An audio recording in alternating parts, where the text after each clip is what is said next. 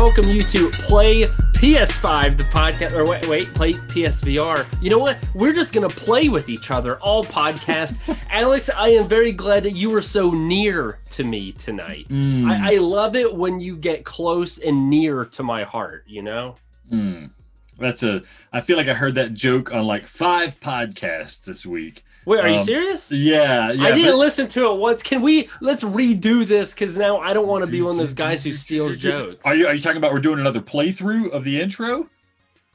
No. But I will say I do love me some Nier. That is my personal play of the week. It's not our podcast play of the week, but I'm excited. Alex, we got tons of games to talk about, of the future content that the listeners are about ready to listen to. If you had to hype them up for one mini segment, one conversation, one game, what do you think they should stick all the way through the end for? What is the one conversation you're most excited for? The outro, just to see whatever joke you're going to come up with, Adam. No, seriously. Nier Replicant, our discussion of Nier Replicant is probably going to be the best thing we talk about, just because I'm so excited about Nier. You're so excited about Nier. That enthusiasm bleeds through. That being said, that's not all we're going to talk about this week, Adam, right?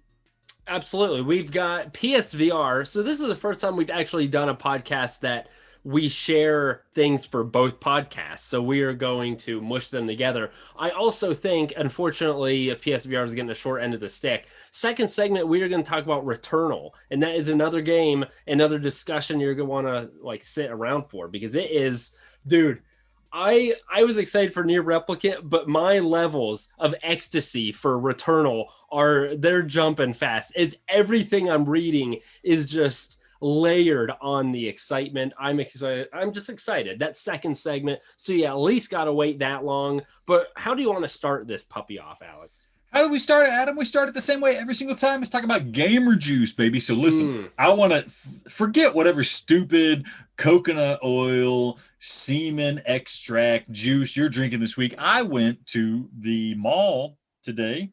No come and go. No come and go. No, I mean, I did literally go to the come and go today, but didn't get gamer juice there. That is not what I thought you were going to say. No, I went to the mall. They have a candy store, and in the candy store, they have special drinks or whatever. And at first, I was like, I'm going to get the coffee soda. That's going to be funny. But no, they have literal gamer juice. This is Resident Evil juice, T-Virus Antidote. A bit topical. Resident Evil 8 is on a lot of people's wish list. They played the demo and stuff. Dude, I like that can. That's a sweet can. Yeah, we didn't play the demo because we are kind of nonplussed by Resident Evil 8 because it's not a VR title, right? Am I right, Adam? My feelings are hurt. You know, before I get into how this tastes, because I haven't tried it yet, Adam, I want to know, everybody seems obsessed with how sexy that tall lady is in Resident Evil 8. Do you think she's sexy? Resident Evil Village Lady Dimitrescu? Were you aroused by how large she is? No, I call her Big Booby Ruby, first of all. You do call her Big Booby Ruby. I do call her Big Booby Ruby, and I don't understand, she looks like a freaking corpse. Dude, give me some Cindy Aram, man. Get Big Booby Ruby out of here. She looks dead. So I do want to say, we forgot to do a Sweet 16 of PS5 ladies, like we did last time for the PSVR. I'm ashamed. That was one. So, should it just be late? So our misogyny is overdue. So in lieu of doing that, wow, this looks like blood or something like that. Yeah. I mean, it's Resident Evil. It would have to be, right? It's a T-Virus antidote. Although I think I wish I could have the T-Virus, but just for the hangdown. Not for the whole body. Does it say, like, is it cherry or strawberry? No, it's T-Virus antidote. They don't say what there's ingredients, obviously, they have to. High fructose corn syrup is number 2 on the list. I mean, I'm talking about the flavor. Just drink it and tell me what the flavor is. Well, it says not recommended for women who are nursing, which is probably that's probably my most alarming contraindication here. Is it because of high caffeine, maybe? Probably. Oh, it's better. You just bean-boozled yourself by getting a gamer juice with some bad. It's not great. I'll be honest. It's not great. It just tastes like what you would expect a video. If somebody who walks into a store is like, I want juice for like somebody who likes Resident Evil. All right, I like zombies. And they give you a drink. It tastes like what you think that would taste like. I mean, you know how they had the candle that smelled like a Resident Evil 7? You know, like just a damp basement and stuff. Is this like a novelty, like, oh, drink it, it's Resident Evil, or they actually try, because they also have No, Rick it's and not. Morty energy drinks, and I those almost taste got good. one of those. Those were there. This is Hmm. not trying to taste like zombie blood or something. This is like you think you're tough because you play a zombie game, but you're not very tough. So we have to make sure you still drink this drink. So it's very palatable. It's super sweet. I don't like that it's that sweet. I almost wish it tasted like blood, like V8 or something like that. Like that would be Mm. great. If this is V8 plus caffeine, that would have been so cool. But no, this is just straight up Red Bull with some red coloring and a Resident Evil label slapped on it, and it makes my stomach hurt already. Oh. Um, oh, All right. Well, while yeah. you What's your deal with gamer juice? I'm that, sorry, we spent way too much time on that. What's your gamer juice, well, Adam? it was an interesting pick. So I have two because this is going to be a long podcast, folks. Settle in because there's just too much content. The first thing I got a Yoo-Hoo. I think it is a very underappreciated drink. It's just chocolate milk, but that's glass, baby, not that Snapple bull crap that now they're actually giving plastic bottles. So Yoo-Hoo down the hatch. You who is what Adam ironically says to all the boys at the swimming pool, which I just found out because the pool's open back up, and Adam's been going swimming a lot lately. And you getting any holla backs, Adam? I still wear a mask when I swim. You wear a mask, but it's down low. Okay, I want to listen about the Powerade play of the week because I think this is going to be an intriguing discussion. I want you to convince me to play this game. Yeah, so Powerade play of the week. Thank you, Powerade, for supporting our podcast. How very minimally you did. I still use your headset holder. Powerade play of the week this week is Altdeus Beyond Chronos by the developer slash publisher My Dearest Inc. Altdeus Beyond Chronos, you might not know it from the title. Little bit of a hint there is, oh crap, what was that game called? I had it on the tip of my tongue. There was a game with the name Chronos in the title that they just made. This is a sequel to that game, but a spiritual sequel in the sense to where you don't have to have played the prior game. This is a visual novel in VR. So, Adam, have you ever played a visual novel? Do you know what I'm talking about? When I say a visual novel, do you know what I'm talking about? I am. One of my favorites was oh dang it. I remember talking about on PlayPSVR, the podcast. It was about the little bird and it oh, this is gonna kill me. You continue talking, I'm gonna look up the name of it. I know what game you're talking about. I forget the name. I don't think it's the same thing you're talking about. Visual novel. It's a game that has a lot of dialogue. They can be relatively passive. A lot of reading going on, a lot of characters, and the primary focus is the story. Historically, these games have been really represented on consoles like the Vita, maybe the PlayStation 4 a little bit, but they typically are represented by like good character drawn art, 2D art, and then a lot of dialogue that pops up on the screen. So you just see like a 2D drawing of a character pop up on the screen, the dialogue they're saying, then the 2D drawing of the next character pop up on the screen, dialogue they say. Well, this company, My Dearest Inc., they've released, this is their second game now, VR visual novels. And you wouldn't think that a visual novel needs that much enhancement in VR, but it really does add enhancement because instead of just having a 2D sprite pop up and then have some dialogue, maybe their face changes or something like that.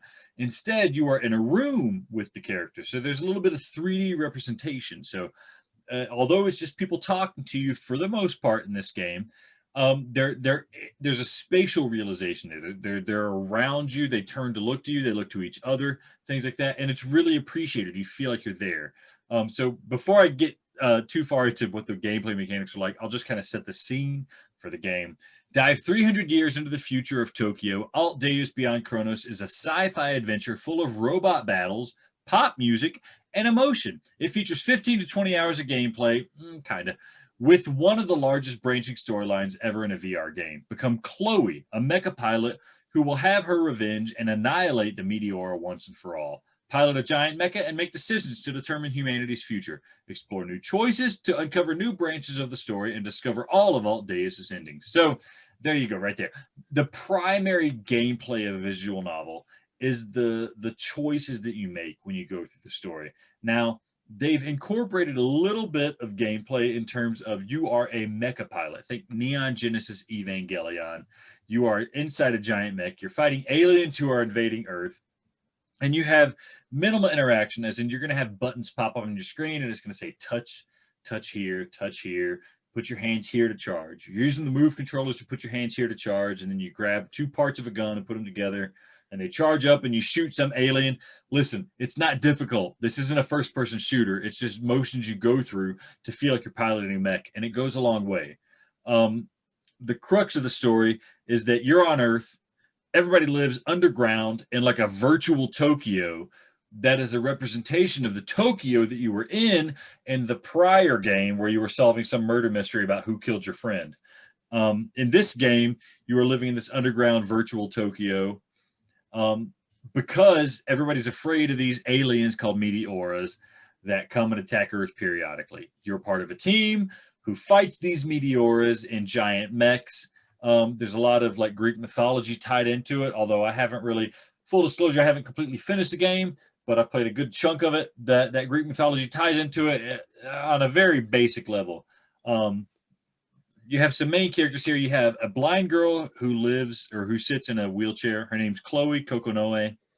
She's kind of a rich, prestigious family. You're hired as her bodyguard. You are a genetically engineered bodyguard, and you become friends with this Chloe Kokonoe character who early on in the game gets eaten by one of these aliens. And so now you have a personal vendetta against the aliens, and the whole game is about how are you going to extract your revenge on these aliens.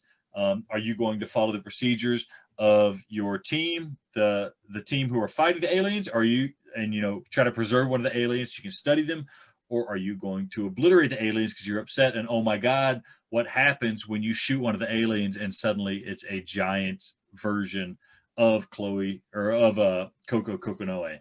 So is this like Detroit Become Human or Until Dawn, where you choose different paths that your character takes? It is, in the sense that you're choosing stuff. Like, that's the similarity. But I've played games like Detroit Become Human, and Until Dawn. Those are like they're kind of like just video games that have choices. This is just a story that you're more or less taking part in, and you make choices. Every once in a while, here and there. So will it determine the outcome of the game? It will determine the outcome of the game, but this game has a mechanism called Ariadne, where you can time travel back to a prior chapter and then play through that chapter again and then spiral off to the next segment of the story. So it kind of alleviates the stress of having to replay the story over and over again. You can go to, the branching path and go back to it and then try again to see what else is happening there. Nice. Yeah. I will say the story is certainly interesting. I'm getting heavy Attack on Titan vibes. Adam, I know you have no idea what Attack on Titan is. That's a lie. A coworker paid me to watch it. Did you watch it? I watched about 8 episodes. All right. That's about how much I watched. Yeah. Oh, boom. There we go. I'm on the same level, baby. All right. Hey, we're on the same page. Yeah, it's a lot like it feels exactly like Attack on Titan, especially because here's the one element that confuses me about visual novels and just Japanese media in general. Is you'll have something like this where there's like crazy stuff going on, but nobody wants to ask the big question. Like in Attack on Titan, you have these giant humans that are attacking the city, right? Mm-hmm. And to me, the big question is like, how the hell do these humans get so giant? Are they humans? Like, what the hell is going on? Where are their genitals? Yeah, where are their genitals? And that's the big question. I want to know. Maybe the biggest question, because of how big their genitals would be, and they're not there. But exactly, they're swinging a sledgehammer between their legs, and it's gone. Yeah. You're wondering where that building fell down. It's because a dude's dong was slinging. No, but that's seriously, that's the thing. Is in this game early on, you suddenly see a gigantic version of this pivotal character pops up, and every character is like, how do you feel about that? The big question right now is, how do you feel about that? No, that's not the big question right now. The big question right now is, how the hell did that character get that big? And what the hell does it mean that people can be that big? But this happens in Japanese media all the time, where they sidestep the question. And to me, that is a bad part of the storytelling, where it's just like, you need to give me some justification to believe that everybody's cool with the fact that physically there's a gigantic human And instead, we've all decided that we're worried about the emotions of the gigantic human. So that kind of stuff bothers me in this kind of game, where we're not worried about like really scientific biological components, logical components. Instead, we're worried about really pushing that story forward. Now, that's not to say the story's not interesting. I'm very interested. I want to know what happens here, regardless of the fact that I might not get a good explanation of like, why the hell are we getting a giant version of Coco Kokonoe instead of just an explanation? Cool. I'll find out why. But I would like to know, it would be really nice if there was a logical reason why when a human gets sucked up into a meteor, they become a giant human, which is what happened in this game early on. So Adam, at this point, I feel like you have described kind of the gameplay mechanics, the fact it's a visual novel. Yeah. So I'm on board with that stuff. I think you explained it well. Now I am a person who I am not that interested in visual novels. Japanese stuff makes me feel weird because it's weird. And at this point, I, as a consumer, would probably not purchase this game for $30 and play it. Yeah. As you have played it and you are enjoying it, I want you to attempt to convince me, or at least put some nuggets in my mind that are would make me think, maybe I should try to give it a shot. So I'll try to attack this problem as you, Adam, as you.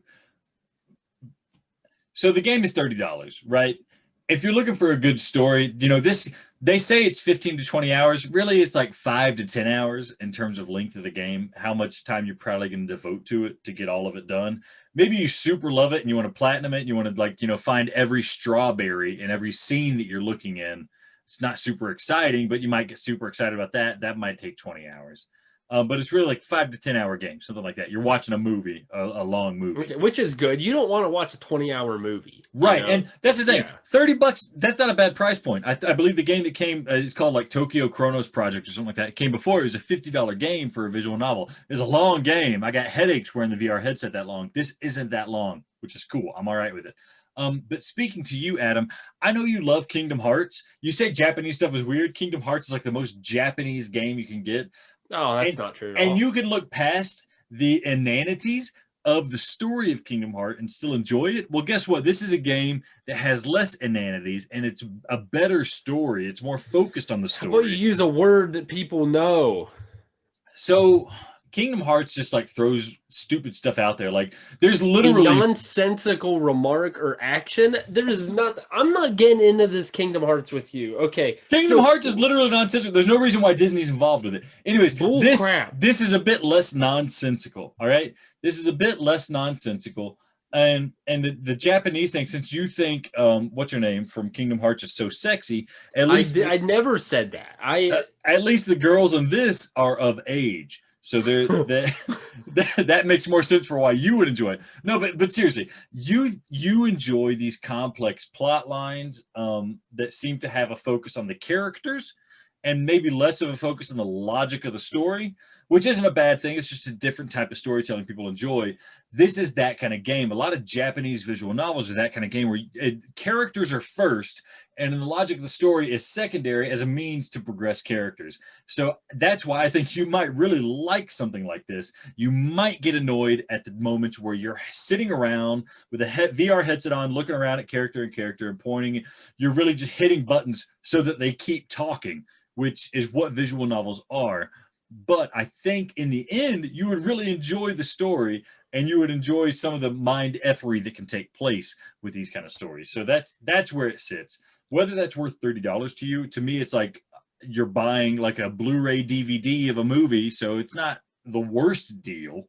It'd be $15 to go see a movie in VR equivalent in a theater or something like that. So it's not the worst deal, but it's a visual novel. If you've played a visual novel, you know how you feel about it, then you know how you're going to feel about this. It's not the best visual novel ever. It's not the worst visual novel ever. And I'll even say I kind of like it. There's weird writing, but the voice acting is pretty good, which is a lot more than you can say for most visual novels. It's in English, and you can dig that too. So, Adam, I know you're never going to play it because it's $30 and you're the cheapest man alive. are like, is there an enhanced intrigue for you for this kind of game? Well, because you mentioned there's some potential mind effery. I would much rather watch a novel than read a novel. So Yep. there, I have that going for me. Yeah. It has to be at a discounted price. I'm not going to pay $30. You're right. So Fair at enough. what price point would you advise me, Alex, to purchase this game? And maybe even some of the listeners as well, not just playing to my strength. If you're a visual novel fan, certainly pick it up, especially because we don't have many in VR, and this is a good one. Like, thank God the 2 visual novels we have in VR are good. So definitely, if you're a visual novel fan. If you're not a visual novel fan and you're kind of curious about visual novels, I would say $14.99, $19.99, that kind of price range right there. You see it on sale in that range, then go for it because you're curious about it. Adam, you're not going to touch the game if it's not $4.99. But I seriously, I really think given like the dearth of PS5 games we have, and like knowing that there's not tons of games out there right now on the PS5 to play, if the game was like $9.99, I think you should probably look into it. It's going to be like, if you don't have much to do on a weekend, you could get it all done on a weekend, and then you just have it in your back pocket. That's the good thing about these kind of games is you've gone through a whole story now. It's in your pocket. You can think about it, and you can enjoy it years from now thinking about like, oh, that was a fun game. That was an interesting story. Like even subpar visual novels stick with me just because it's like a book that I've read now when I get done with it. Yeah, I love it. Okay. Thank you for enduring that with me, Adam. It's really hard to explain, but yeah. Yeah, no, it definitely piqued my interest a little bit. What piqued my interest a lot, though, is Nier freaking Replicant. Oh my! So I played Nier Automata for the first time. We talked about this, I believe, on Play PS5 podcast. I feel like there was something where we played whole games and like we just chatted about it or something, Yeah. but I don't remember if that was one of those. But regardless, I love Nier Automata. My favorite individual game of all time. Just I don't want to go off into a tangent. Absolutely incredible. If you haven't played it, regardless of whether you played Replicant, which is the original game, and Automata is a sequel, Automata is so good. So I was pumped for Replicant because this, I think, is I don't remember if you spurred me to play Automata or you've definitely told me that you have played Replicant before in some capacity, said it would be something I would be interested in. So have you beaten the game? I don't remember. I know it was what, a PS2 game or PS3? It was a PS3/Xbox 360 game. And even that right there is kind of a confusing element because when it came out in Japan, I think it was an Xbox 360 game. But there was a PS3 version that was called like Nier Gestalt. And here's where it already starts to get weird. At the original iteration of the game, I think on Xbox 360, you played as like an old man and you were protecting your daughter. On PlayStation 3, you played as like a young boy and you were protecting your sister. And I know in this version, you're the young boy protecting your sister, but it's just already Yoko Taro has had this weirdness going on in the game where some people get to play as like a man protecting his daughter. Some people get to play as a young man protecting his sister. And it changes the dynamic of the game, at least story-wise for me, wildly. But I played it on the PlayStation 3 as an old man protecting his daughter. So now coming back to the PlayStation 4 version, the remaster, now I'm going to be playing for the first time as a young man protecting his young sister. So they're taking care of his young sister, however you want to describe it. But yeah, I don't even remember how we got onto playing Nier Replicant. I don't know what it was that spurred you to finally do it. I probably would have always said, yeah, let's do it. Let's play it. But I don't know why you finally decided to pull the trigger on that game of all games. I think it was definitely something that was on my radar because I heard that it had a bunch of mind F moments.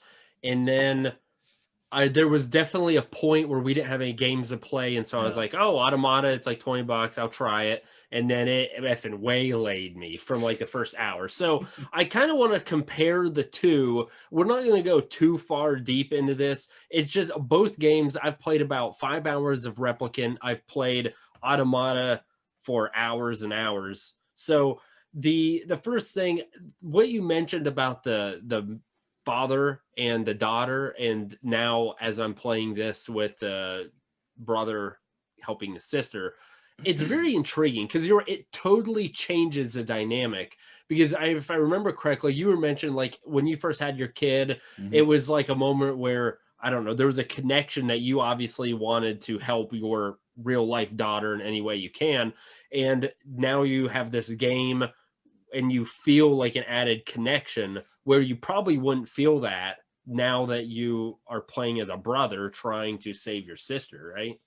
Yeah, I mean, I played it just as a video game before I ever had kids. Then when I, on the verge of having my first child, I decided this is like the stupidest, nerdiest thing in the world. I'm going to play fatherhood games. And so I played like Walking Dead season 1, which has like fatherhood vibes. I started playing Last of Us, which has fatherhood vibes. And I played this, which has definite fatherhood vibes when you play as the old man protecting his daughter. And so I haven't started Nier Replicant yet. I bought it today, so I haven't touched it yet. I'm glad you've touched it so we can talk about it. But you're right. It certainly, especially in playing it the second time on the verge of having my first child, it certainly, I can understand the feeling of like, listen, you are a man at the end of the world. You're the man at the end of the world's rope, and you have a daughter who is sick, and you are willing to do everything and anything to see that she gets better. And that was certainly something that I kind of started connecting with after my daughter was born. I connect with now. And as a sibling, I have a brother. I love my brother, but I certainly would not put myself in harm's way for my brother in the same way that I'd put myself in harm's way for my daughter. Yeah, it's a much, I mean, it's still a strong bond, but it Right. has to be a much weaker bond, which makes me intrigued why they chose to go the brother sister route. Yeah, and I certainly don't know the difference, and so that's what has me intrigued for Nier Replicant is like, why is this the canonical take on the story? Why is this the take that Yoko Taro took as like this is really what this game is about? How do you feel? I mean, you don't have any kids. How do you feel about the brother? Maybe that's the whole point, is that he knew people playing this game might not have kids, so they wouldn't understand that connection, but they might understand the connection with like a sibling. How are you feeling about being this young Nier? His name is Nier, right? No, you name him. I named him Dickie Ricky.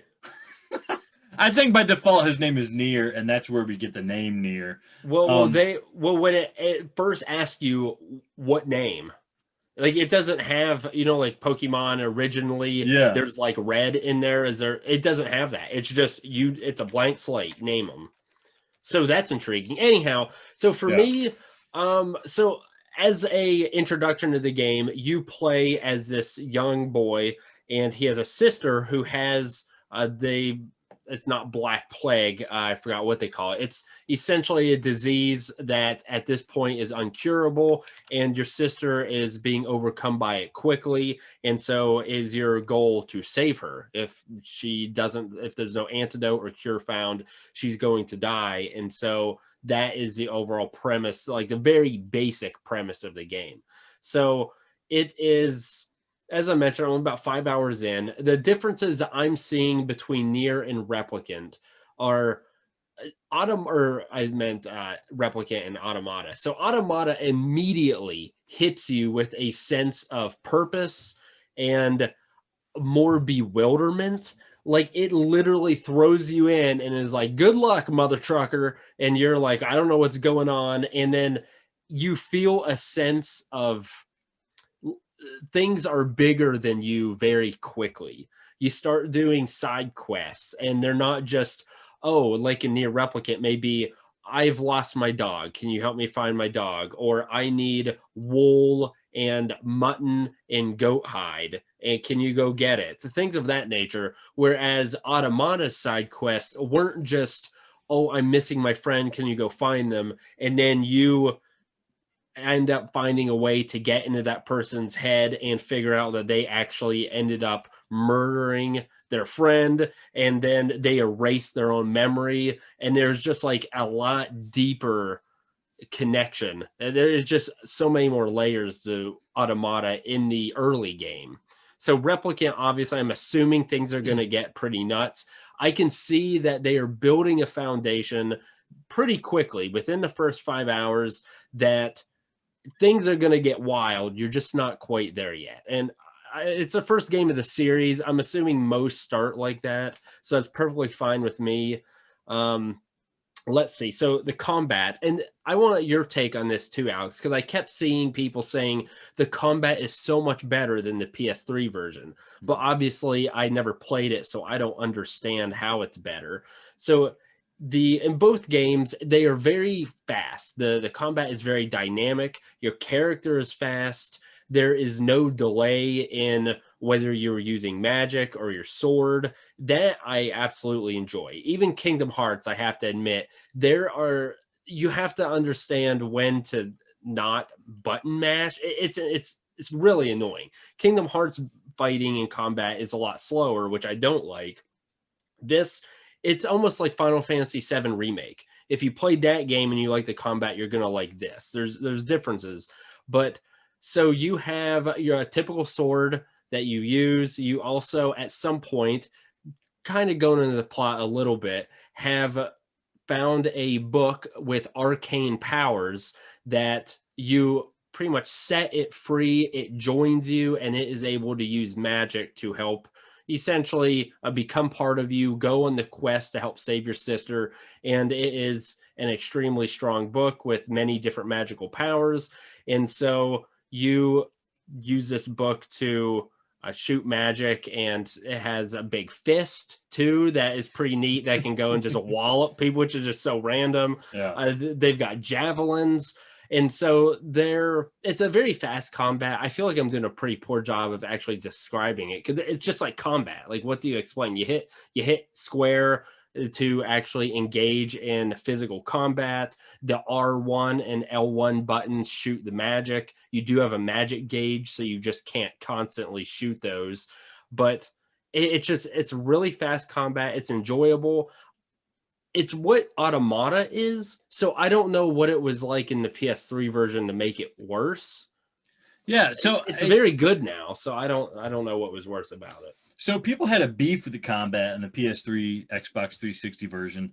I didn't really have a beef with it. Although what ended up happening on the PS3 version was, like, I got a heavy sword and I learned a combo for the heavy sword that basically did whatever I needed it to do for the entirety of the game. It was like, hit square, square, triangle, and you like fast, and heavy attack and knock the guys in the air, and you just attack guys quickly. So in Automata, you kind of have more of that Platinum game style combat, which is a bit more technical. You learn a little bit of combos. You kind of refine what weapon you're using and cater your attack style depending on the enemy and the situation. So I would imagine that the combat now is a bit more refined because we've learned something from Platinum games over the past years, to where I doubt it's button mashing in the sense where I can use the same combo for every situation for the entire game, which is what it was in the PS3 version. That said, for the magic style in Automata, for people who have played Nier Automata, which a lot more people seem to have played than the original Nier, the pods have been replaced now in Nier Replicant. They're replaced by a book, the Grimoire Weiss, who is an important character in the game. Dude, I love that guy. Yeah. I first when you told me that, I was like, a book? Dude, this is going to be lame. Dude, he rocks. Yeah, I thought it was like so stupid when I first played the game. But how did you feel when you started the game and you hear this character? There's a female character, Kaine. Just the game starts off great. Like your first introduction to the game is a black screen and it just says, "Vice, you dumbass," and she just starts cursing him out, talking about just dropping. Oh, that didn't happen. Okay, well, that's how the original game started, and I could have sworn that that's how this game started. So maybe I just I've already forgotten it. Yeah, if you start the game and you leave it in like attract mode where you don't press any buttons and it's waiting for you to press start, then you will hear Kaine go on like a tirade about Vice and cussing him out, and nice. And all dropping all sorts of colorful language. It's really nice because now the pods had an important role in Nier Automata. Grimoire Weiss has an even more important role in Nier Replicant but he, in terms of gameplay, he plays kind of the same role. I will say that in Automata, you had these extra abilities like the spikes and stuff like that. I didn't use them as much in Automata. In Nier Replicant, they were a lot more important. So you're talking about the fists. I love when you power that up, you can get like 5 fists growing out of your Grimoire of Ice, and then you just punch guys, and it feels so cathartic and so good. And now that they've enhanced the combat in this remaster, it's going to feel even better. So I'm looking forward to that element right there. Yeah. So the Grimoire Vice is, as I mentioned, that book that you end up finding. He joins you. So in the, I guess, plot, there was a I guess a story handed down from generations and generations that there was one evil being who set apart this. I forgot what they technically call it. Black sprawl is what I believe they call it. That disease that Scrawl, I think. Yeah. Scrawl, yeah, it's taking over and killing people. And so there was that evil being who began that, and Vice, your now compadre, is kind of, they're mentioning, could be the key in that, fabled story, that there is going to be another character to come in and overcome that evil being and cure the disease. And so it's alluded that he is going to be that character, which I think, Alex, is why you're saying he's going to play such a huge role. And they tell you that immediately. We're not telling you anything that you wouldn't know just by simply playing the game. I mean, heck, I don't even know. So that, I think, is really cool. I like the fact that they are, it's tough after playing Automata because a lot of the characters overlap. So some characters that were like maybe secondary characters in Automata are becoming primary characters in Replicant. So I recognize Devila and what's her name, Popla, or whatever her name is. Yeah. And it's really cool to put the pieces together. And I don't think it's hurt me playing the second one first, because the plots are different enough. I have no idea what's happening. There were a couple things in Automata that were kind of mentioned that I'm thinking may happen in Replicant just because, but I don't know. I think it's perfectly fine. I am pumped. I'm enjoying the game. Like I mentioned, it's a little slower than Automata is. I felt like they threw you into Automata very quickly. This has had a build up. Also, Alex, I'm playing this, so I often rush into games and try to finish them because we have more games, or I want to see what the plot holds. And I think that isn't always the way to go. And so with this particular game, look, I even did that with Automata. I'm also worried because Automata had a point where crap got real fast, and you weren't able to do any side quests. You couldn't go back and collect items. And it was I would say, fairly early in the game for that to happen in my mind. So I'm afraid that Replicant's going to do the same thing. So if I want to do side quests, if I want to flesh out the characters as much as possible, read all these texts, I need to do them early. Do you remember, is there a point where it's like, okay, you can't go back? Because do you remember in Automata when that happened? And it seemed very abrupt. And I was like, I wanted to finish that side quest, but you couldn't go back. Do you remember if that happens in Replicant? Yeah, so in Replicant, that definitely happened. There's one point where you're like, crap, I'm certainly beyond the pale now. There's no way I can go back. And does it warn you, or does it just happen? It doesn't warn you. I'm pretty sure it just happens. However, the one thing I haven't played Nier Replicant yet. I don't know if they've changed it, and I doubt they did. One thing early on in the game that they do is they kind of highlight how crazy side quests are in RPGs in general. I mean, the whole idea of Nier when it first came out was to kind of make fun of RPGs with their stupid side quests, where it's like, you're saving the world, but also, can you collect 5 chickens for me? So early on in Nier, you do like a side quest, and the guy's like, are you really, like, you're wasting your time doing this. I'm gonna give you like 50 gold pieces. You can get that by like beating a pot outside. So they really, they try to highlight that these side quests are really, if you just kind of want to do extra stuff, they're not important to do, and you're not really going to get rewarded handsomely for doing them. So if you don't focus on side quests, you're not really missing much. Whereas in Nier Automata, side quests had really important, story elements and psychological you know, philosophical components to it. Here in Nier Replicant, they weren't that important. So I never focused on the side quests when I played the game, and I feel like I really enjoy the story. I would urge you not to worry about it as much unless you just really like the gameplay and you want more of the gameplay. Then maybe you would do that. But if you are interested in the story, then I wholly suggest you just push through the story, because guess what? Just like Nier Automata, you're going to replay through some parts again, and you'll have a chance to do it again. So yeah, that don't worry about the side quests as much unless you just really like the mechanics of the gameplay, which maybe you do this time around. And part of me too is like I want to fully experience the game. I know some of the side quests give you weapons, and most of them just give you gold, which is borderline useless. You kill enough enemies and stuff that you don't really need the gold. But for example, in games like Kingdom Hearts, I rushed through to get to the end of the story, but then I would have liked to have gone back and gotten a little stronger, or gotten some more of the keyblades, or gotten certain types of magic, and like appreciated the game a little more. And I definitely felt that for Automata too, especially with how in depth those side quests were. So I'm trying not to rush it. And I don't know if that's a right, because I really do want to know what happens. It makes the game a lot slower when I stop and I do side quests. Almost, I bet of the 5 hours I've played, I bet 3 hours of it has been side quests, because one, I don't know when that turn is going to come and when I'm not going to be able to finish them. I also want to I'm like, should I platinum the game?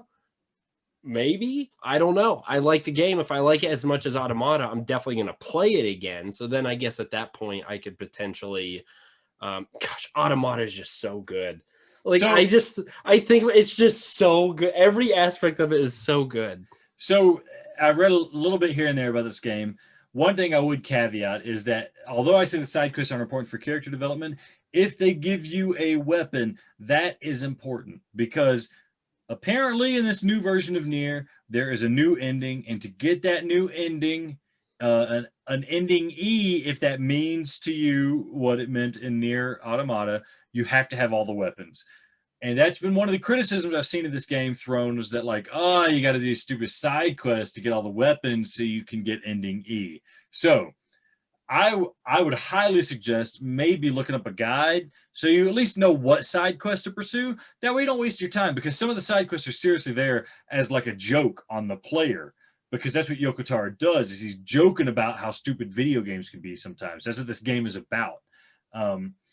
Nier Replicant would jump from like twin stick shooter to third person shooter to action combat game, and make references to video games subtly. In Nier, that was Nier Automata. In Nier Replicant, it's less subtle. It's obvious, where it's like, oh, this is the Resident Evil level. Oh, this is the visual novel level. Oh, this is the Diablo level. So even in the gameplay mechanics, it's making fun of other games, but also in like the side quest type mechanics, it's making fun of like Zelda and stuff, where it's like, oh, go break 10 pots and come back and talk to me. It does that too. So don't get too hung up on the side quest, but certainly if you're interested in finding out all of the story of the game, you should probably look into what side quests are critical, because I don't know if this is going to have the component that Nier Automata had, where it was like, oh, now you can just pick any part of the story and then just do all the quests and you're good. I don't know if this is going to give you that. Yeah. All right. So I think I'm really enjoying Replicant. I strongly encourage you to pick that game up. Even if you want Automata, I can fully vouch that Automata is a straight up stud of a game, and it's only like $20 physical. Play that freaking game. I would beg you. Easily my favorite game of all time. Alex, do you have anything else to say before we jump into the second segment? I got two things. One, I want to say, if you haven't played either one of these games, play Replicant first, then play Automata. There's little story bits in Automata that will make you like happy with Replicant. However, in reverse, I don't know how that's going to feel. So I'll be interested to see what Adam says when he comes across those things. But I have a feeling they won't even register, because they're so subtle in Automata that they wouldn't kind of hold over until he plays. The second thing I want to say is, Adam, how's the music in Nier Replicant? How are you feeling about it? You know, it's certainly not bad. It's not as good as Automata thus far, Have you even done the part where you run out in the fields and she's like dun dun dun dun dun dun dun dun dun dun Yeah, I've That's done the that. best. I mean, it's good, but in Nier Automata, I remember some of the side quests, you may be doing something trivial, but the music just makes it epic and you feel like you're saving the world. And this, I even got one of my favorite pieces of the entire soundtrack is Grandma Destruction. And I fought a boss and they played that music. It wasn't the same. I even went into the sound and I lowered the sound FX and jacked up the music volume because I want to appreciate that music, dog, and I am appreciating it, but just something with the automata music, I don't know if it's how they are implementing it. Maybe I just haven't gotten to the point where I've really hit some of the bangers in Replicant. It's still one of the best soundtracks, but so far it's not holding up to Automata, in my opinion. See, that's so odd because to me, Automata was good, but it didn't hold up to Nier Replicant, as it were. I don't know how. Yeah, I don't get it either. I will say that as the story progresses and you learn more about some of the characters and their significance in the story, then the music plays a bit more of a role. It kind of chimes in at key elements, and you're like, "Oh, that's that song. I get it now." I never knew Grandma was named after. There's another character, Kaine. Apparently, she has a strong bond with her grandmother. I don't know, fully flesh that out yet, but I didn't know that's where that song came from. Yeah, I didn't know. It's about a grandma. Okay, cool. Let's ride. Do you think her grandma's carpets match the drape? Anyways, that's the end of segment 1. Adam, what are we going to do in segment 2? We're going to cover some Alvo VR. I am a little angry with Sony. Returnal, baby. Returnal. And then we got some more news, and we may cover some PSVR sales real quick. All right, then we will see you with all of that fun stuff after the break.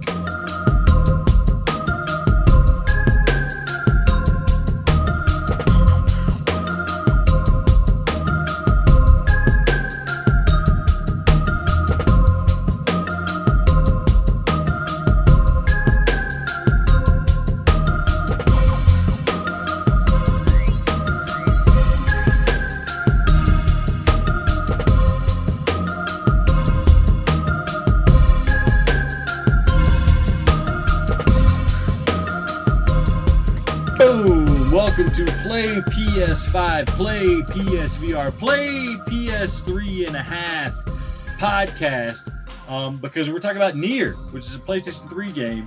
We're talking about Altdeus, a PlayStation VR game on the PS4. Now we're going to talk about Alvo VR, which is a PSVR/PS4 game. You only play it in VR. Didn't quite fit into the first segment. It's a game I just straight up purchased. And Adam, I want to talk to you about this because you and I are known as haters of Firewall, right? Have you platinumed Firewall yet? I won the bet, sir. So, what is your beef? You just laugh and move on. Move on. I don't want to talk about this. What is your primary beef with Firewall, Adam? Well, first of all, Firewall works about as well as I'm not going to come up with a disgusting metaphor. It doesn't work. You sit in the lobbies, you spend way more time waiting for the game to load than to actually play the game. You, at least, I don't know about now, but you weren't able to play with friends regularly because the thing was glitchy and it didn't work. It wasn't fun. There was no excitement in terms of the gameplay. Everyone took it too slow. I want to run and gun. I want to have fun. I want to laugh. I want to talk about Mormons. And that's something that Firewall just can't give, that maybe after watching your golden stream this week, maybe Alvo has. Yeah, thank you for the shout out, Adam. Play PSVR Golden Stream was live this past week playing Alvo VR. We had our homeboy J-Brat, Will, Shafe Dog on there. We were all playing Alvo and enjoying you it. sucked. You just kept getting crushed. Okay, that's not true. I was top of the list every time. Bull crap, not from what I read. Shafe Dog was worse though. So the premise of Firewall and equivalently Alvo is Counter-Strike in VR, right? We all know Counter-Strike. team deathmatch, more or less, terrorist versus counter-terrorist, this kind of military tactical vibe. But we all won it in VR. We all won it with the aim controller. And that was the conceit and promise of Firewall. And we were all disappointed when Firewall came out. Technically, as a game, Firewall seemed fun. What sucked was playing 20 seconds of gameplay in Firewall and waiting 3 minutes for the next round to start. Or setting up time with your friends to play Firewall and then having the game crash when you tried to connect with your friends. Now, Alvo VR, I mean, after numerous requests, the developers of Firewall ultimately said, we're not going to listen to you. We don't care what you think about this game. We're not going to make a team deathmatch mode. In comes Alvo VR from developer Outside In Entertainment. Obviously, they just sit around listening to the complaints of Firewall players, and they've made a game which is Counter-Strike in VR, except there's free-for-all deathmatch, there is team deathmatch, and then there's the search and destroy type missions where there's like a mission-based element. In the end, it's a Counter-Strike-ish tactical, military, pseudo-military, aim controller supported VR game for PSVR. It is $39.99 right now. I think I got it at a discount for $29.99 when it first came out. Like I said, you can use the aim controller. You can use the move controllers, which I have not attempted because why would you do that when the aim controller exists? But in terms of, what we wanted with Firewall, this, I hate to be blunt and straightforward with it. This fits the freaking bill, man. It is a team deathmatch, first-person shooter. And when I die, I respawn and I get to keep playing. None of this. That is one of the biggest things for me. Yeah. Is that, you don't die and you get to sit there and watch your teammates struggle for 4 minutes. Yeah. And that's the thing is regardless of how, listen, the game is kind of janky. It feels a bit like a beta. Are we talking like Honor and Duty? No. It's more solid than Honor and Duty. We all agree Honor and Duty was $1 for a reason. And it was awesome. Yeah, people loved it.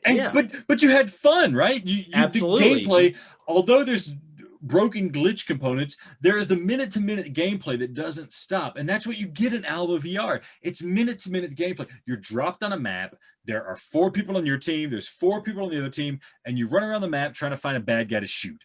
And sometimes you group up with your friends and you're kind of being tactical about it. And it's even better. And that's super fun. I played with friends. We played with Jay Brat and Will and Shafe Dog, and we had no trouble getting together. And it might be because they're really good at PlayStation Network and they know how to join my game. It might be that there was only one game active on the server at the time, so whatever game they join is my game. I don't know. But I was playing with my friends. It seemed very easy to do. And I was never sitting around twiddling my thumb except for when a round ended and we started moving on to the next map. Now, that's where some of the jink comes in. It's weird to be talking to your friends in the headset and then the round ends and suddenly you can't talk to anybody. I don't know what that's about. That's a weird thing. I hope they get it sorted out. It could be resolved by just having a party, but then it eliminates the game chat that we're all having a good time doing. But outside that, I'll be damned. The games feel, the guns feel good. The grenades feel good. They're a bit overpowered, but whatever. The pistols feel good. Everything about this game feels so damn good, and it feels the way I felt when I played Counter-Strike as a young lad on PC, and I am freaking loving this game. They could do nothing to it, and I would still want to play it, 5 years from now. And they are only going to improve it from here on out. So, Adam, part of this discussion in general is to convince you to get this game so we can play it. Because think about whatever you liked about Firewall. What did you like about Firewall, Adam? Name me like 2 things. I'm gonna be dead serious. I can't come up with any. I hated Firewall. Did you like the aim controller? I guess, but okay. They even used it in a crappy way. Is it as tactical as? Because Firewall, especially when you get to the point where a lot of those guys who care a lot, it ended up being very tactical. You had your points where you knew you had to get to, whether it was the high ground or a good spot where you can hide and shield. It just became more of like almost a strategy game than, let's just run and shoot and have fun. Like, I liked Honor and Duty because Sure, there were some people who wanted to hide and do all that bull crap, but then there were other people, you're just running around and you're shooting people and it's fun and you can hee-haw and scream at little children, and that is what I enjoy, and that you're Rambo. Yeah. So is this more Rambo or is this more Firewall? It's certainly more Rambo. Now, I want to make a clarification, though, because you bring up a really good point. Both games are tactical, but the issue with Firewall is you have to be tactical and you have to have a 90% success rate for your tactics to play out. Whereas a game like Honor and Duty, and even Alvo to a degree, is you are tactical, and say you had a 60% success rate, as in you control a point and you die 40% of the time. But guess what? You're winning 60% of the time, so you're progressing and you're succeeding. Even though you repeatedly die less than the enemy, and that means you're winning. Whereas in Firewall, you die and you're sitting around and waiting. So it's like, what does tactics mean? Here's the one key element I really like in Alvo that I do not like in Firewall, and that is I forget what the technical term is. It's like time to death. I repeatedly would surprise people in Firewall. I would catch them off guard. I'd be behind them, and I would unload what would feel like an entire clip of my submachine gun. They don't die, right? And they would turn around and shoot me with a shotgun or whatever. Like, I don't give a damn what the tactical, strategical reason is. You didn't pick the right weapon. If I sneak up on you with a gun, I should be able to kill you, and when I surprise you. In Alvo, that never happened. If I ever snuck up on somebody, I'd shoot him and kill him. Me and another guy run up on each other, and it's going to be a crapshoot whoever wins there, or if somebody's really good at getting headshots, they're going to win. So it just felt better in that sense. You felt more rewarded for thinking strategically, because when you do sneak up on somebody, it's almost a guaranteed win, because it should be. It should be. Mm-hmm. Nice. Yeah, you have definitely... you've kind of persuaded me. You're very close, because this is the type of game I think I would enjoy. The big issue for me now is that we are just going to have so many games to play. Mm-hmm. Am I going to have the time to invest in this to make it worth a buy right now? That's my biggest issue. It seems like everything about Firewall, it's the antithesis of Firewall, and that's a good thing. Yeah, it's what we wanted Firewall to be. I mean, I'm sorry to Buxer, the guy that was on our podcast talking about Firewall. We appreciated having you on here, and I understand the affinity people have towards Firewall, especially when they're super familiar with it. So, I don't have. Do you think there's people who love Firewall for what it is? You know, the people. Yeah. Do you think they're also going to like Alvo, or do you think it's just, if you're really into strategy and the tactical formations and the communication, you're going to go with Firewall, and then people like us who are more run and gun are going to go to Alvo? I think people who like Firewall like that 90%, 10% strategy thing, where it's like, you know, we know where it is in the map. We have to execute with precision and get it just right. Whereas I enjoy Alvo, where it's like, I know where it is in the map. I have to execute with general precision. I need to be right 60% of the time to win. Whereas in Alvo, you got to be super, or as in Firewall, you got to be super precise. So I don't think you're necessarily going to take people away who love Firewall. And I've already heard people in the community complaining that Alvo is just arcade shooter, whatever, Call of Duty idiots. Cool, I get it, but I don't have the time to commit to a video game the way some of these people have committed to Firewall. I'm not going to be entering the VR competitive shooter space. I want to have a good time playing a VR online first-person shooter, and Alvo gives that to me. If I have 30 minutes to play video games at the end of my day, Alvo is going to give me 25 to 30 minutes of first-person shooter fun, not 3 minutes and then 22 minutes of sitting around trying to find a lobby, talk to somebody, talk to some jerk off about his new skin that he had, and then getting disconnected and trying again, and then dying in 2 seconds and trying again. But Adam, here's the thing. This is the perfect segue. Should you buy Alvo? Why would you buy Alvo? We have so many games to play. Adam, we got Maydays coming up, baby. You need to buy Alvo so we can play it for Maydays. For the listeners who don't know, for all these new PS5 listeners that we have, Play PSVR, play PS5. Maydays is here, baby. We did it when we were talking about whole games. We did it in Play PSVR. It took us to our limits as gamers to play a new game every single day in the month of May, but we're going to freaking do it again because we don't care about our lives. We don't care about our families. We don't care about our health. We care about games, and we care about Mayday, baby, because it's a tradition. If you don't have tradition, you don't have life. Adam, how you feeling about Maydays in the year 2021? Listen, we are doing it for you, the people. That's who we're doing it for. Here's the thing. I'm excited because at first I told you it was daunting. It's a daunting task every May to sit down and decide who is going to play what day, what games are we going to play.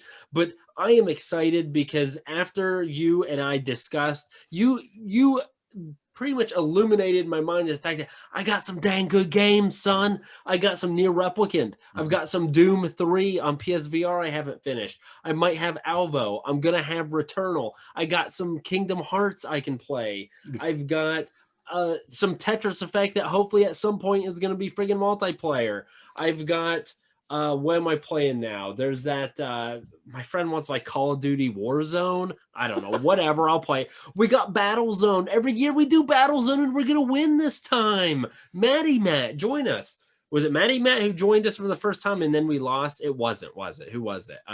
Anyhow. It was our buddy Bonsen from the whole game. So you probably has no idea we exist. That's right. Still. Bonzen, join us. We'll win this time. Like, there's so many games. To the Top. I haven't played To the Top in forever. There's so many games that I'm excited for this. It's going to be fun. We're going to... You'll hear us. We will tweet that out. We want you to join us. And heck, if you want to play with us, if you have a game suggestion, we take suggestions. We want to play with people because I'm sick of playing with Alex. I talk to him enough as it is.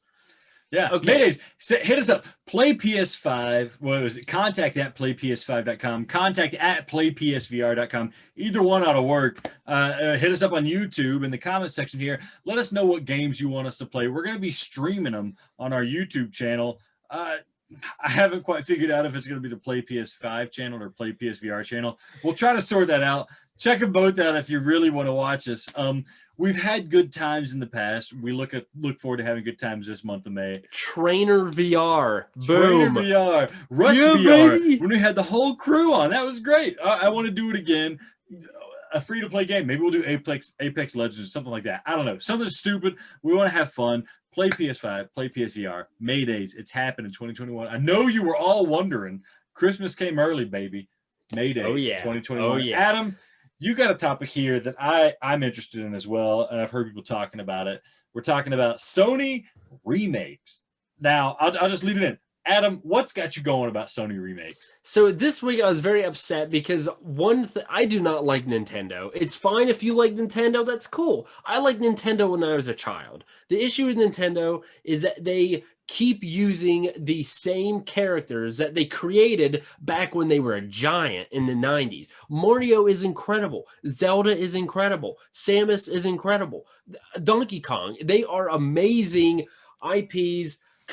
I love them. They were my childhood. But the issue is I am now almost 30 and they are still having Mario games and Donkey Kong games and Zelda games. Dude, come up with some new content. And that's why I ended up going towards Sony, because they have a lot of different type of franchises. They're not just riding one franchise into the freaking ground. But my issue with Sony now is that I'm starting to see that they are remaking some things. Okay, are understandable, like Replicant PS3 game. I love Replicant. They remade it. Okay, Alex, you mentioned earlier in the break, not during the podcast, but they had a Shadow of the Colossus for PS2 and then PS3 and then PS4. We're probably going to get one for PS5. They're talking about now The Last of Us 1, which had a PS4 version to begin with. They're going to remake it for the PS5. We've barely been, we're not even a year out of The Last of Us 2. Why are you remaking these effing games so soon?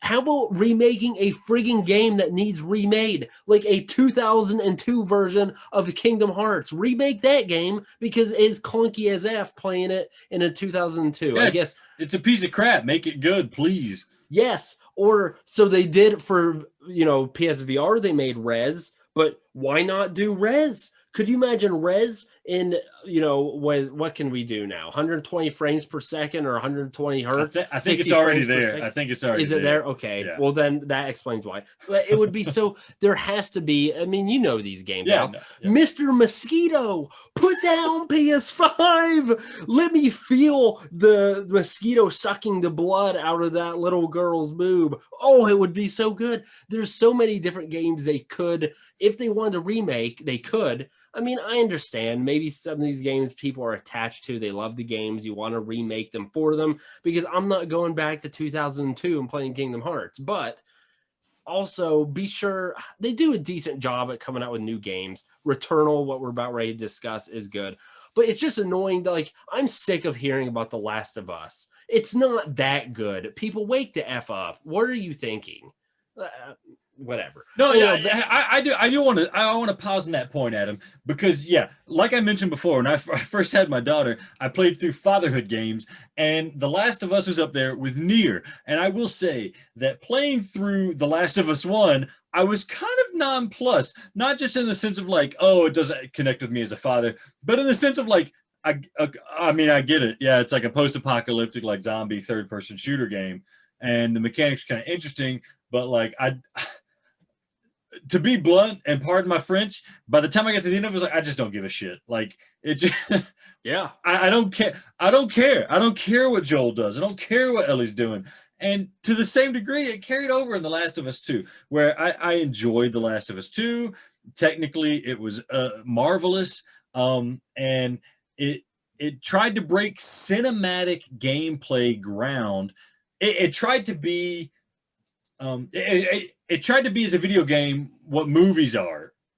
Whereas you look at a game like Nier Automata, and it is like, listen, I'm going to throw all these philosophical things on the table, and you're a gamer, you know what you like. Pick them up and chew on them as much as you want, but I'm not going to force it on you. And to me, that's the whole idea of a game, is like you get to pick what you want and chew on it as much as you want and experience it as much as you want and take as much as you want. But in the end, the game's still good. Whereas Last of Us was like, guess what? You're going to think about what it is to be mean to people. All right.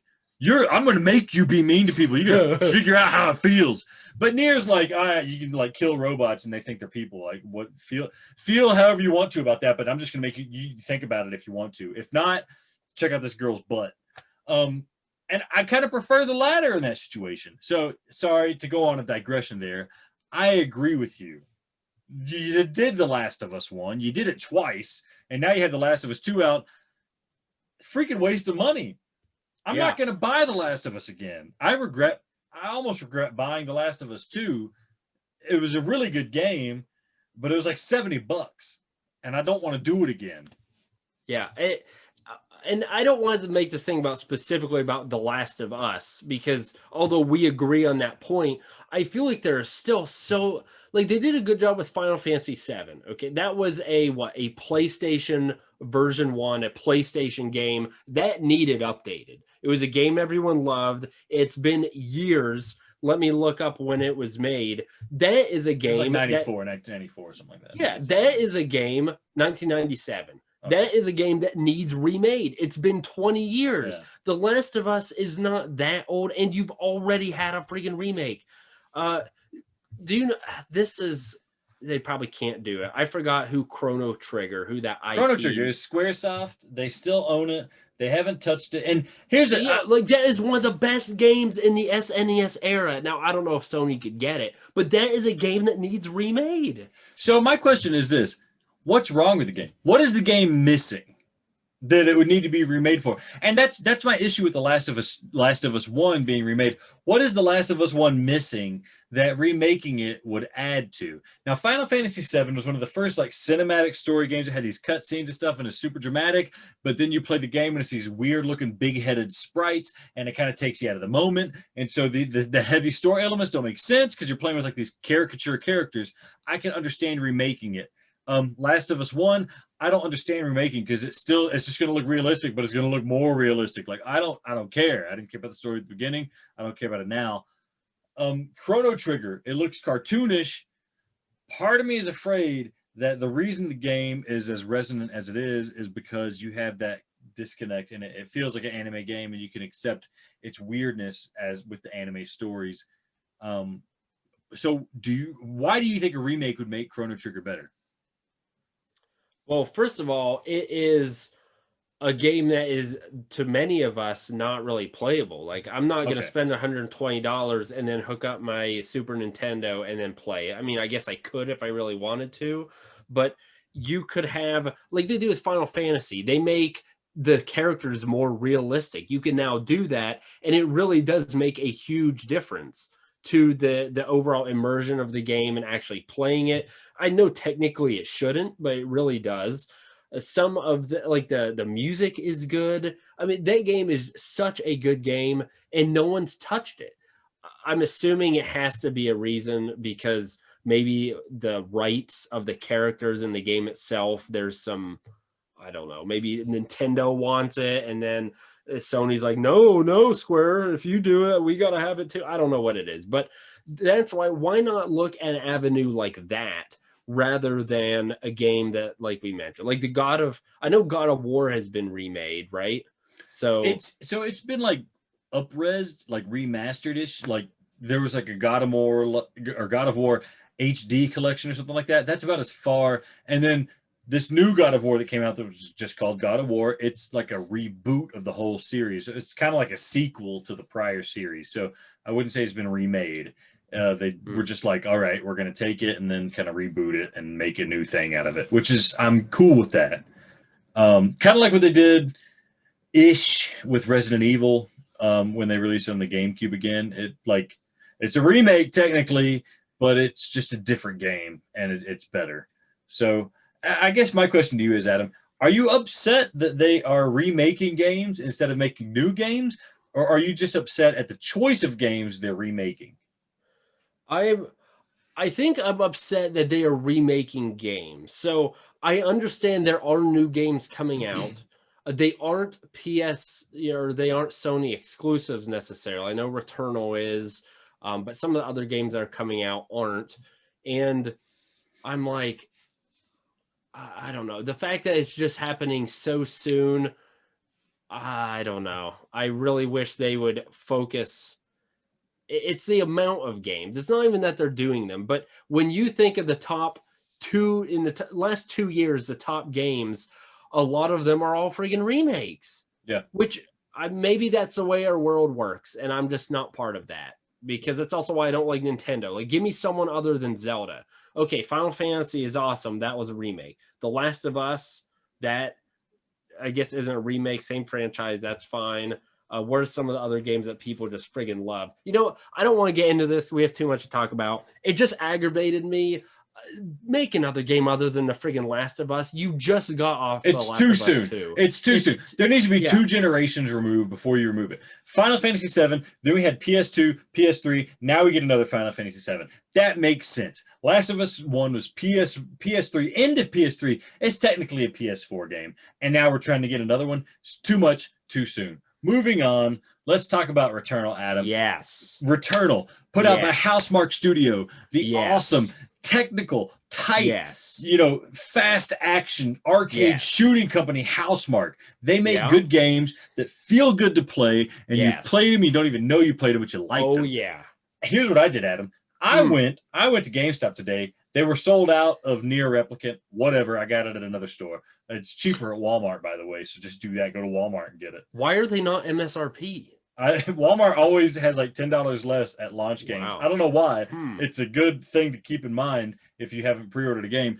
I went to GameStop, though, and they didn't add a Nier Replicant, but guess what game I had in my possession? I brought Godfall with me, which we decided long ago is not Godfall, but it's Godfart. I had Godfart with me, and I turned it in. I said, I rarely do this. I traded it in. They gave me $30 for that bad boy. That is really good. I cannot believe they did that. It's really good because if you remember, I got it in a buy 2 get 1 free sale. So that game was free for me, and it was free for PlayStation Plus. Like, what? Wait, no, what are they doing? It's not yet, is it? Wait, was it? And not yet. I'm almost certain it I was. think it was rumored to be. I hope to God it is. It'd be Oh, hilarious. maybe it was rumored and it It's gonna did be end up great if being. I sell it for $30 and the next month get it for free. But I got it for free for that buy two get one free deal. Sold it for $30 at GameStop. So if you're listening to this, you still got time. Go trade it in towards Returnal for $30. That means I'm going to buy Returnal. Everybody's issue with Returnal is that it's a $70 game or whatever. What is it? 60, 70, something like that. It's an expensive ass game, and we don't know how it's going to feel. But you can do this trade and get $30 taken off. It's almost half the game price. I'm there for it now. So I did that. I'm ready for this game. Adam, have you seen any of the buzz about Returnal this past week? I'm going to be honest here, Alex. So you have spurned me into being excited for about the past month, 2 months. I haven't, up until this week, I haven't really cared. I've been like, dude, I am on the Nier train. I don't care. I have something in my personal life going on now as well that is soaking up a ton of time. I don't have time for new games. Returnal, I'm sure, is going to be good, but I'm not going to buy it. I'm going to let you play it for a few weeks. You try to convince me to buy it. Once it goes on sale, maybe I'll get it. I haven't been that excited for it. Then preview after preview after preview after preview after tweet after comment and comment. I haven't seen a single negative thing about Returnal. And the thing that gets me harder than a maple oak tree in the middle of California is the utilization of the DualSense controller. They have said that it actually feels when it is raining, that it is raining in your hand. Not just that the controller is like buzzing, like in PS4, that, okay, there's low vibrations. It feels like it is raining. You can feel drops on the controller. That excites me, because if they're going to do that with the rain, imagine what they're going to do when you are in combat or when you are in other situations in which you can use the adaptive triggers and the other environmental factors. I'm going to let you kind of jump into some of these other aspects of the thing too, but I am now very hyped, because everything that in my dreams that I was hoping this game would be, it seems like it might be that, which means it is a bona fide Game of the Year candidate, a day one purchase, and a game that I'm going to play hard. Yeah. I mean, it's a bona fide boner is what it feels like so far for me. Here's the deal. Adam, you hit the nail on the head. Last time a game was this hyped, we were talking about Cyberpunk. But the thing about Cyberpunk was we had no previews leading up to the launch of the game. We had previews that happened back in E3, turned out to be fake. We have no previews leading up to the launch of Cyberpunk, and it ended up being a dud. We've had a stupid amount of previews. I mean, the review embargo is not lifted yet at the time of this recording, but people are playing review copies of Returnal and are allowed to give previews. And like you said, the buzz is positive as hell. And the most positive buzz I've heard about Returnal is that it has Metroid vibes. And Adam, I know you love Super Metroid. I love Super Metroid. I love Metroid Prime. You have been dying for a Metroid-esque game. I don't know why I don't play Metroid Prime, but whatever. I get it. It's a hard game to get a hold of. We all want something like Metroid, but you know what else we want something like? We want a roguelike type game, because that's kind of been the genre du jour ever since Dark Souls came about. And here we have Returnal. It is put together by Housemarque, which has this amazing technical ability to really focus on the fun action of the game, the fun factor. They've always made the fun factor a thing and not worried about the graphics as much. But now they've redirected their entire team to focus on the graphics. And they said we want to make a fun game that's AAA. And guess what? Now it has Metroid vibes, and it's got these roguelike vibes. And we are going to have the audacity to charge $70 for it. And now everybody who's playing the game that knows it's a $70 game and knows it's supposed to be AAA and knows it's supposed to be this new one of the few PlayStation 5 games coming out, they're loving it. And they're loving the DualSense, and they're loving the way it plays and the way it feels. And Adam, I'm so freaking hyped for this game. I can't help but feel like I'm going to get underwhelmed, because everything on the checklist of what I want in the game, it respects my time with a roguelike. It has cool sci-fi story elements with the sci-fi, you die, the time loop stuff. awesome looking enemies, tight gameplay, where it's a third-person shooter with weird weapons and a dash mechanic. And you know what? Here's the thing. A game I liked that a lot of people didn't like back in the day is called Project Number 3. I forget which one. It was a GameCube game, and you played as this woman. I forget her name, but she shook her ass like crazy. But that game ultimately ended up being like a shooting game, like an old school shoot 'em up, and I loved the hell out of it. And Gene Park of the Washington Post, he's playing Returnal, and he said he's getting major PNO3 vibes talking about this game, and that got me hyped more than ever.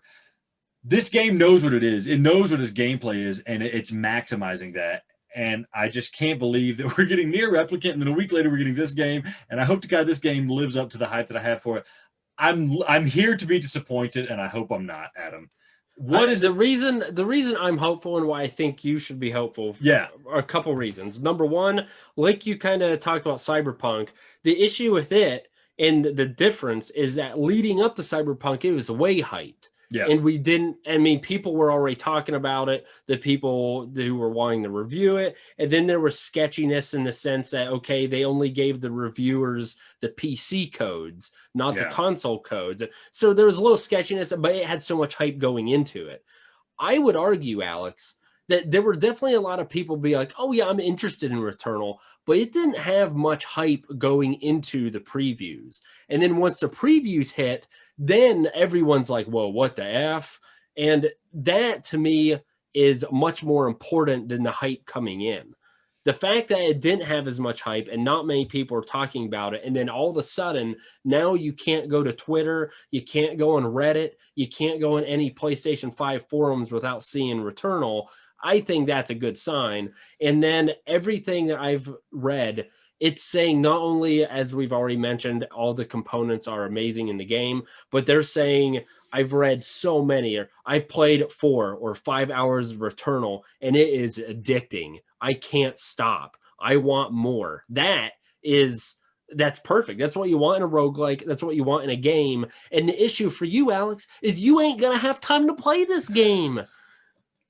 But, you know, I mean, I don't know obviously the gameplay. I'm assuming if it's a roguelike, that means you legitimately could put tens of hours into it. And I feel like for you to get that much out of it, you certainly will still enjoy it.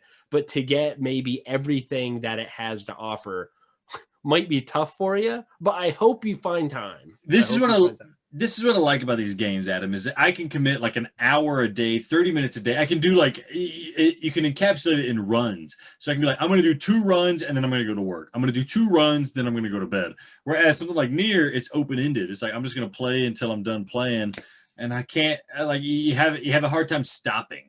So that's what I'm looking forward to with this game, is that where I know that I'm going to do 2 runs. I'm going to go until I die, and then let's call it a night. Is it multiplayer?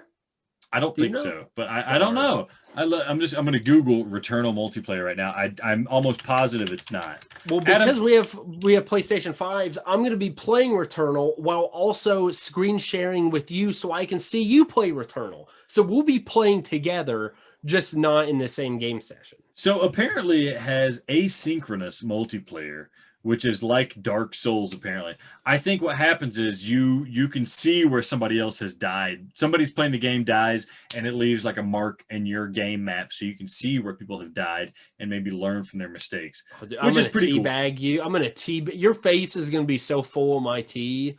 Oh my gosh. I mean, that happened in Nier Automata, right? You found android bodies lying around. Same kind of thing. So it's cool. It's an interesting element. Sometimes it's kind of a spoiler. It's like, oh, it's about to be a boss fight because there's a million dead bodies around here. But I think that's an interesting way of letting you know. So it's cool. Yeah, cool. yeah. All right, so speaking of Nier, I want to play it. So let's move on. We've talked about Maydays. Guys, it's coming up. We want you there. We want to play these games. There may be a whole lot of Returnal. Alex, are we allowed to play a game twice in the month of May? No, that is antithesis of Maydays. Dang it. You can't play the game twice. If you play the game, I can't play the game. It's Maydays. That otherwise we're not setting the Guinness Book of World Records like we've tried to in the past of one game for 30 games, 30 days in the month of May. 30, isn't there 31 days in May? Nobody's done it before. Oh, Listen, Yeah. here's the thing. I'm going to do the first 2 days of May, and I'm going to play Returnal and Nier Replicant. Boom. Boom Damn it. roasted. Damn Enjoy. it. Okay.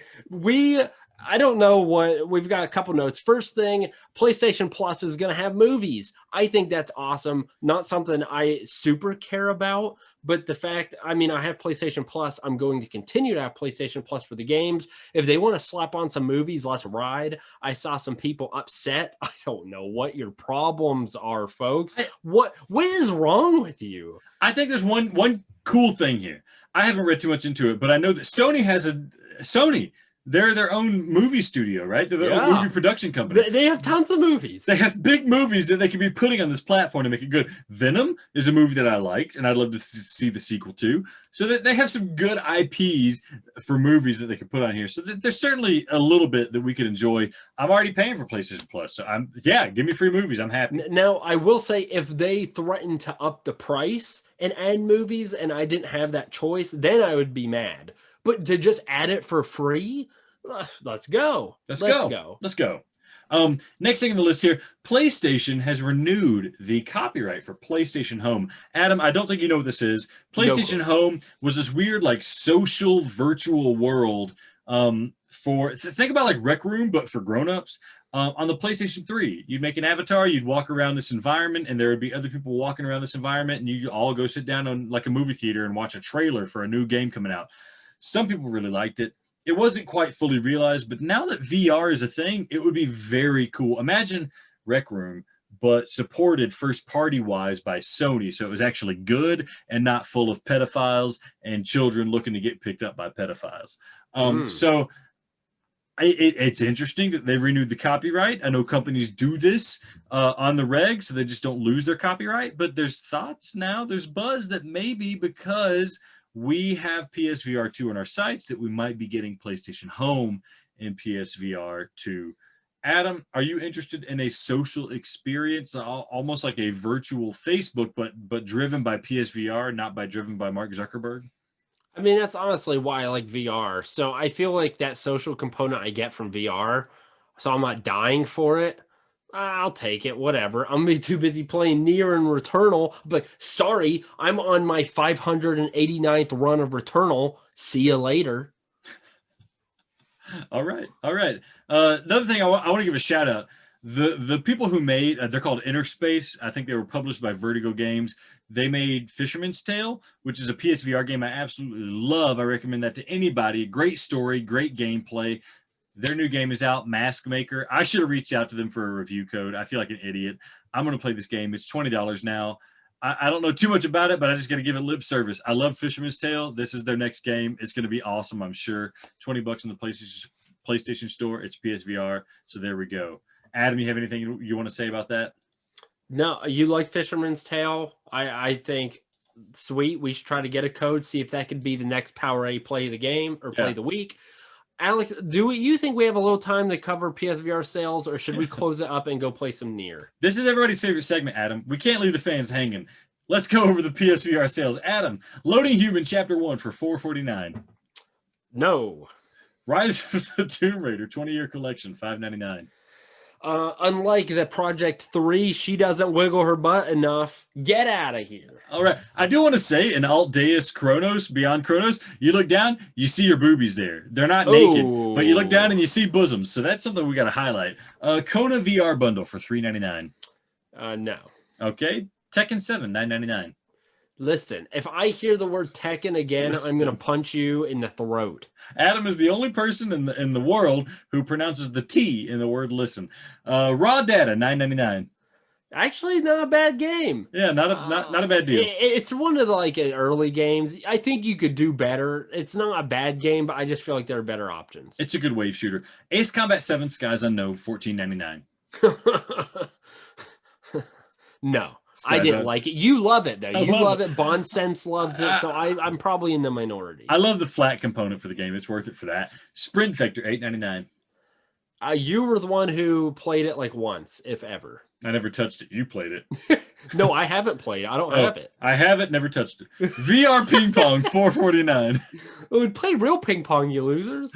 Arizona Sunshine, $11.99. Listen, I would rather double fist myself. But that's what you like to do. Battle Wake, $8.99. This game is interesting. I had high hopes for it, but it didn't turn out great. I'm gonna say pass. Vertigo Home, $3.89, baby. You know what? F it. This is the PSVR buy of the week. That is cheap enough to make you are definitely going to get at least an hour's worth of straight up laughter and humor and entertainment out of this. That is worth your $4. For $3.89, if you get 10 minutes worth, it's worth it. Elder Scrolls 5 Skyrim VR, $17.99. I mean, that's a good price at this point. I feel like if you wanted to play it, you've already played it. But if you haven't, yeah, I would pick it up at that point. No Heroes Allowed VR, $9.89. Ooh, I don't remember this one. Yeah, I haven't touched it. I think it's kind of like that one of those strategy games that you make, like tower defense strategy games, but I don't know too much about it. Yeah. Box VR, $10.49. Yeah, is it as fun as it sounds? I think it's way better than Beat Saber, but I like boxing, so that's why. Yeah, of course you do. Yeah, I know. Electronaut, $6.99. You know, this cool game, it's cheap. I don't know if there are many people, but the good thing is if you get this game, you can listen, if I remember correctly, to other people's mixes. And so there's probably a ton of them already out there. Maybe worth it. If you want to play a little virtual DJ, it's a good party game, and it's a fun game. It's just fun to make music for some reason, even if you can't save it. Killing Floor Incursion, $7.99. Gosh, I want to give it the 2 thumbs up, but just the multiplayer component was so sketchy when we played it, and I doubt they've really worked on it because we even played it late after the release. Buy with a hesitant. Buy it for single player. It's worth it. $7.99 for the single player is worth it. But single player, I feel like got boring. I thought it was fun. Super Hot for $9.99. But did you beat it? Yeah, I did. Oh, okay. I beat that meat. Okay. Super Hot is a must. If you don't have it already and you have virtual reality, you should be ashamed of yourself. Yeah. Creed Rise of Glory, $11.99. Play Bugs VR. Okay, very different, but okay. I mean, I know, but if you're why would you buy Creed if you didn't like boxing? So you can beat up kids, yeah. Dance or get beat up by kids. Dance Collider, $7.99. Don't know this one. I don't either, and I feel like I'm interested. I'm intrigued, but I'm not going to do it. Batman Arkham VR, $7.99. Gosh, no. I can't believe this hasn't been free yet. Yeah. Like, yeah. How what is it are not they free? doing? Yeah. Give it away, please, quickly. I'm not playing it till it's free. VR Ping Pong Pro, $9.99. They just added the Pro at the end, and I don't think it's the same company. I think it's a totally different game. This is awesome. I don't care. I still don't want it. They were like, I'm gonna one up them. They pulled an Alex. They're gonna one up. There's Ping Pong Pro. Oh, your VR Ping Pong? Well, we made VR Ping Pong Pro. Very different games, all right? I mean, they're both ping pong in VR, and ours is the pro version. And it's just as expensive as your non-pro. Aspire 1 VR Operative, $11.99. You know, this Aspire 1, I feel like, is not the game I was actually about ready to talk about. Maybe. There are just so many other good games out there. Yeah. Five Nights at Freddy's Help Wanted, $13.49. No, get Home Sweet Home. That will scare your tits off. Adam, and that I'm going to circle that as the recommendation of the week. That is a perfect point, Adam. If you're looking to get scared, Home Sweet Home is going to beat Five Nights at Freddy's. We know what we want. Five Nights at Freddy's is kids scary. Home Sweet Home is F you up adult scary. Ski Jumping Pro VR, $9.99. I'm very confused. You rarely agree with me. Yeah. I was waiting for a punchline. No, there's no punchline. That was just that was a very good point and recommendation, Adam. Which the punchline might be the fact that you actually had a good point, which is rare. What's the next game? Ski Jumping Pro VR. No. Carly and the Reaper Man Escape, $9.99. Oh my! Did we go to Disney World? Yeah. That's what it sounds like. No, I'm not playing that crap. What if it was Carlos and the Reaper Man? Would you be more interested if it was a boy? It could be Cinder Arum in the Reaper Man. I probably still wouldn't play it. I would. Okay, yeah, I would. Yeah. The Walking Dead Onslaught Digital Deluxe Edition, $19.99.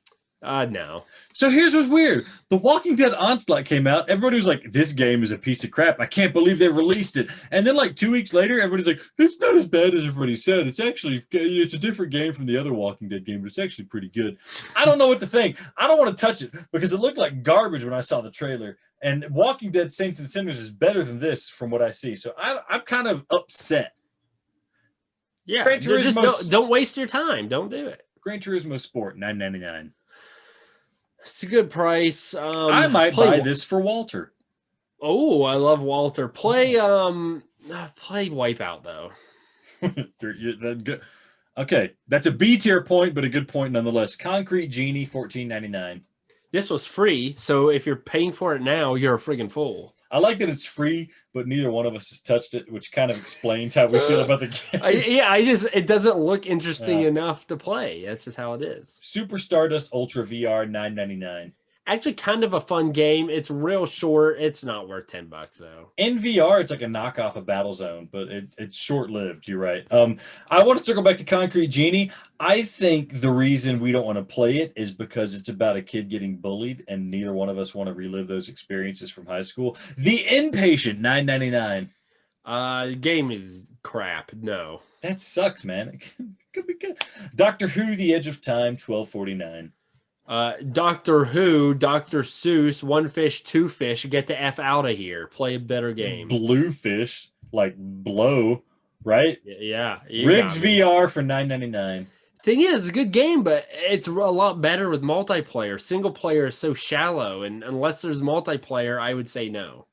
Resident Evil 7 Biohazard, $9.99. I mean, that's a must play in VR. Unfortunately, you're just going to play it and then wish that Resident Evil 8 were in VR, and then it will make you sad. So I'm going to say, if you wanted to play it, you probably already have. Don't buy it. LA Noire, the VR case files, $14.99. No. This game is too woke. I actually think it's not, but okay. Firewall. I don't think you know what this game is, Adam. All right. It sounded woke because it said La Noire. No, it's like a 1960s detective investigation game. Anyways, Firewall 0 Hour Digital Deluxe Edition, $19.99. No. Tetris Effect, $19.99. Oh my! You said this was short list. Freaking Tetris Effect. If I had an aneurysm for every time I had to play that bullcrap piece of trash game, I would be dead right now, Alex. F that game. They can suck it. No, don't buy it. But you're still going to platinum it soon. I guarantee you, even with me warning you, Tetris Effect is going to be one of the Mayday games that you're going to be like, well, I'm just going to play Tetris Effect. Well, it's one of the only games downloaded. Yeah. I told you on Sundays. Why is it downloaded? If it's not good, why is it downloaded? I effing told you there are 3 events that they run on a weekly basis, and it is a perfect chill down Sunday night, relax, you turn the lights off, you play that groovy, slow, methodical music. You can't lose. It really is wonderful. That's why I have it. It really is wonderful, but it sucks is the No, the game itself sucks. It has 3 modes that are worth playing. Just the cognitive dissonance here is palpable. Adam, Conrad Kittens bundle, $7.79. Man, if you have a slipper and a wife, or even if you don't have the wife, screw the wife, buy this. Find some woman who wears a slipper, steal it, pilfer that slipper from her foot, and you now have Conrad the Kitten in VR. Here's the thing. I've played this game more than I care to admit because my daughter likes playing with this virtual cat, and sometimes she gets stuck and I got to put the headset on and play the game. It's pretty freaking good. Like I get involved and I get impressed. And there's one game mode where you're playing hide and seek with the cat and you have a flashlight and you go to each environment and try to find the cat with a flashlight, and it feels good. That sounds fun. It's a fun-ass game. And $7.79 is a good-ass price for what you get from this.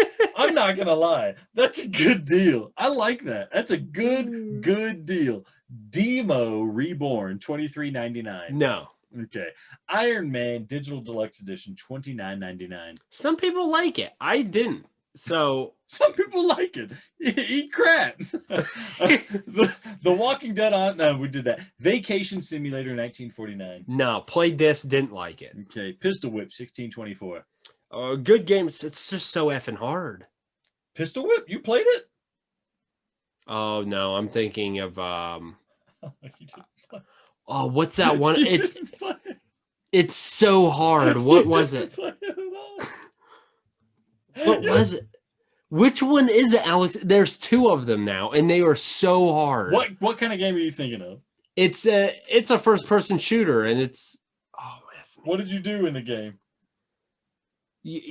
I mean, you have to shoot people who like bad guys, burglars of a bank and stuff, and whatever. Move You're thinking on. of Time Crisis, or not Yes, Time Crisis? thank you. Crisis Zone or something, whatever. You know what I mean? Yeah. And they made a sequel. This is not that. This is like a rhythm action shooting game, like Beat Saber with guns shooting. It's supposed to be good. I bought it, haven't touched it. I hear. Oh, it's you great. laughed because you knew I didn't play it. Yeah, Okay. I know. Yeah, this was funny. Job Simulator $12.99. You already said that. Oh wait, no, you said Vacation. No, Yeah. Job Simulator probably not either. I like Job more than Vacation. Dreams $12.99. That's a good game. That's a good price, but gosh, it's gonna be hard to get in that, man. No, like here's the deal. I'm not going to make games in it, but $12.99. I can imagine you find 3 games worth playing. It's like an artistic experience. You're paying admission to a virtual VR museum, is what you're paying admission to, and there are good games there worth playing. PlayStation VR Worlds 1004. No. Okay. Oh Shape $13.99. Oh, ship. No. Gorn for $13.99. Ooh. Close, but I'm gonna say there's probably still better games out there. All right, Adam, you made it to the end of the list. I skipped a couple here and there, but that's okay. We've already discussed them a bit. Good. Hey, congratulations on one good recommendation at least. I had one good recommendation. My second recommendation is May Days. Maydays, baby. Maydays. Thank you for staying near to us and listening to Play the podcast. Here we're talking about PS5 and PSVR. We talk about them both, but we truly would love you to be part of Maydays. If you want to join us on the podcast, do that. You can talk about the games you want to play, how we need to shape our Maydays. We have all of our games that we accept game recommendations for Maydays. We got 31 days to fill up, folks. We would love for you to play Battlezone with us. I would love to watch your dead corpse and steal your goods in Returnal. Shoot us an email at contact@playpsvr.com. We also have Twitter, PlayPS5Pod. Either one, we will exchange gamer tags. We will set a game up. Heck, if enough of you would play, I'll even freaking buy Alvo. How about that? And we will just have a hip, hip, happy, big effing time on Mayday. Mayday, we're coming. Don't play with yourself. Play PS5.